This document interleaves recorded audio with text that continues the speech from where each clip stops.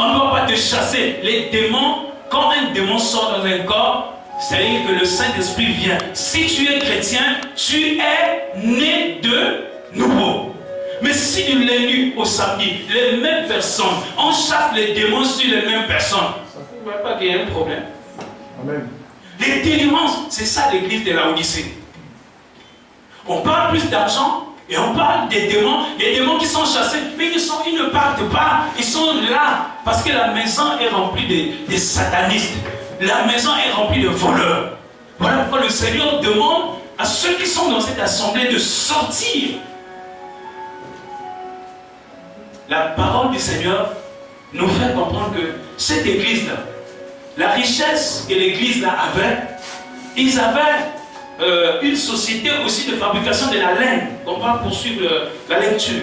Ils avaient une société de la fabrication de la laine et ils avaient même aussi, comment on appelle ça? Une autre société de fabrication des produits pour les yeux. Voilà, merci frère. Pour les produits des yeux. Le Seigneur prend seulement cette image pour nous enseigner. Pour prendre maintenant le vrai produit pour les yeux. C'est pas ça. Le vrai produit pour les yeux maintenant, c'est le Saint-Esprit qui doit maintenant t'éclairer. Alléluia. Comme Paul a dit que je prie que Dieu illumine les yeux de vos cœurs. Mais le Seigneur s'appuie sur ce passage. Il dit, je connais tes œuvres. Frères et sœurs, si tu n'es pas converti, même si tu donnes beaucoup d'argent dans une assemblée, parce qu'il y a des assemblées là où on fait des concurrences entre les papas, les mamans, les hommes et les femmes, tu peux le faire. Mais cela importe peu devant Dieu. C'est ton cœur que Dieu vise. Dieu veut rattraper ta vie. Dieu veut te sauver. Alors pour te sauver, tu dois toi-même s'approcher de Dieu pour dire, Seigneur, je le veux bien. Je vais être transformé. Je vais quitter cette vie. Je vais changer de vie. Alléluia. Et le Seigneur nous dit dans le livre d'Apocalypse, je le relis, écrit à l'ange de l'église de la Odyssée, voici ce que dit l'Amen, le témoin fidèle et véritable, le principe de la création de Dieu. Je connais tes œuvres, je sais que tu n'es ni froid ni bouillon. Puisque tu es froid ou bouillon, ainsi parce que tu es tiède et que tu n'es ni froid ni bouillon, je te vomirai de ma bouche. Alors aussi ici, on parle de la tiédeur.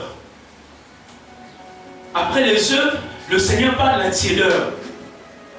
C'est-à-dire qu'une personne qui peut faire des grandes œuvres, qui peut bâtir des églises, parce que c'est ça aujourd'hui, on bâtit des églises à gauche, à droite, on construit des gratte-ciels, comment on appelle ça, des radios, des chaînes de télévision partout dans le monde entier. Mais tu fais, Paul dit, je crains travailler en vain. Je crains travailler après être rejeté. Parce qu'il y a des personnes qui travaillent, qui sont rejetées depuis et qui savent eux-mêmes qu'ils sont rejetés. Les faux prophètes savent qu'ils sont rejetés par le Seigneur. Ils enseignent plus pour amener les âmes à Dieu, mais ils enseignent plutôt pour amener, en fait ce sont des serviteurs de Lucifer maintenant. Lucifer utilise maintenant des prophètes, des apôtres qui ne sont pas de Dieu, dans le but d'entraîner beaucoup de gens en enfer. Alors on parle de la tiédeur ici aussi, et je lisais l'histoire. Dans cette même ville aussi, il y avait un problème d'eau. C'est-à-dire qu'il fallait construire des châteaux pour prendre de l'eau de la